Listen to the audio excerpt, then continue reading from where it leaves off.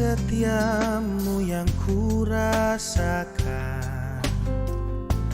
lebih tinggi dari langit biru. Kebaikanmu yang telah kau nyatakan lebih dalam dari lautan. Berkat-Mu yang telah ku terima sempat membuatku terpesona. Apa yang tak pernah kupikirkan, itu yang kau sediakan bagiku. Siapakah aku ini Tuhan? Jadi biji mata-Mu. Dengan apa kan ku balas Tuhan selain puji dan sembahkan? Siapakah aku ini Tuhan? Jadi biji mata-Mu. Dengan apa kan ku balas Tuhan selain puji dan sembahkan? Shalom dan selamat pagi bagi kita sekalian, Bapak, Ibu, dan saudara-saudari yang terkasih di dalam nama Tuhan kita Yesus Kristus.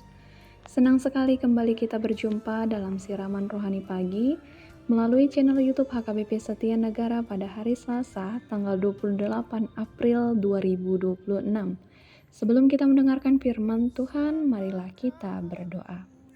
Bapa yang penuh kasih setia, kembali pada pagi yang indah ini Tuhan, kami bersyukur atas segala kebaikan Tuhan di dalam hidup kami yang menjaga kami sepanjang malam. Hingga kembali kami dapat menyambut pagi ini dalam keadaan sehat. Kami memohon Tuhan, biarlah Roh-Mu yang menjaga dan merawat kehidupan kami. Sehingga apapun yang kami lakukan pada hari ini, Tuhan menyertai dan memberkatinya. Dan sebelum kami mengawali seluruh rangkaian aktivitas hari ini, kami mau merendahkan hati kami untuk mendengarkan firman Tuhan. Agar firman ini Tuhan boleh menjadi kekuatan kami dan menjadi terang dalam hidup kami untuk menuntun kami menjalani aktivitas sepanjang hari ini. Terpujilah Engkau, yalah Bapa kami, di dalam nama anak-Mu Tuhan Yesus Kristus, kami berdoa. Amin. Bapak Ibu, siraman rohani pagi kita hari ini diambil dari 2 Samuel pasal 7 ayat 16. Keluarga dan kerajaan-Mu akan kokoh untuk selama-lamanya di hadapanku, tahta-Mu akan kokoh untuk selama-lamanya, demikian firman Tuhan. Dalam hidup kita sering mendengar istilah janji yang manis di bibir. Hal ini merujuk pada ungkapan janji yang terdengar manis, akan tetapi tidak terlaksana, bahkan jauh sekali berbeda dengan apa yang diucapkan.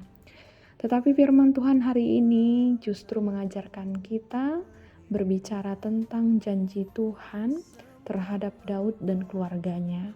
Bahkan janji Tuhan ini juga yang mengingatkan kasih setia Tuhan juga menetap dalam hidup kita. Janji Tuhan bukan sekadar janji, tapi janji yang pasti dan indah pada waktunya. Itulah mengapa kasih Tuhan Allah tak pernah berubah dalam hidup kita. Kasih dan janji Allah selalu terjadi dalam hidup kita, bahkan dari generasi ke generasi. Bapak, Ibu, dan saudara-saudari yang terkasih, firman Tuhan hari ini berbicara tentang kerinduan Raja Daud dalam membangun bait Allah. Karena dalam masa ketenangan yang dialami oleh Raja Daud, ia mulai memperhatikan bahwa tabut Allah ternyata tetap tinggal dalam kemah. Sementara Raja Daud sendiri justru tinggal dalam istana yang terbuat dari kayu aras. Maka dalam hal ini timbullah pemikiran bagi Raja Daud untuk mendirikan rumah bagi Allah. Dalam keadaan ini Allah merespon pemikiran Raja Daud melalui Nabi Nathan. bahwa bukan Daud yang akan mendirikan rumah bagi Tuhan, akan tetapi keturunannya lah yang akan mendirikan bait suci bagi Tuhan. Bapak, Ibu, dan saudara-saudari yang terkasih, mengapa Allah menentang rencana Raja Daud dan justru menyerahkan rencana tersebut pada keturunannya? Sebab tangan Raja Daud penuh dengan darah. Karena itu ia tidak layak mendirikan bait Allah.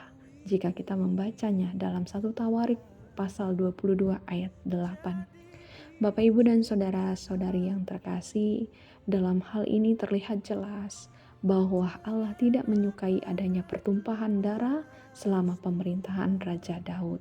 Dan meskipun Allah secara nyata menolak Raja Daud mendirikan rumah baginya, akan tetapi Allah masih memberikan janji berkat yang indah melalui keturunan Raja Daud. Allah akan menjadikannya sebagai orang yang terberkati.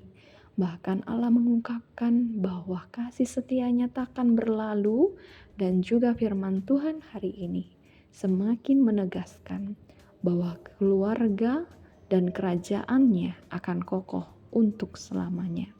Artinya apa, Bapak, Ibu, dan saudari?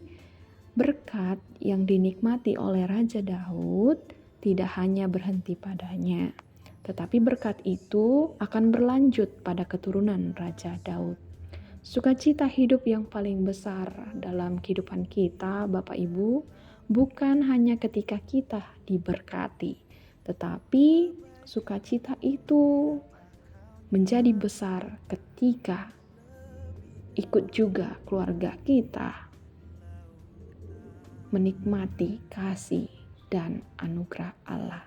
Kasih Tuhan yang hadir dari generasi ke generasi dalam kehidupan keluarga kita.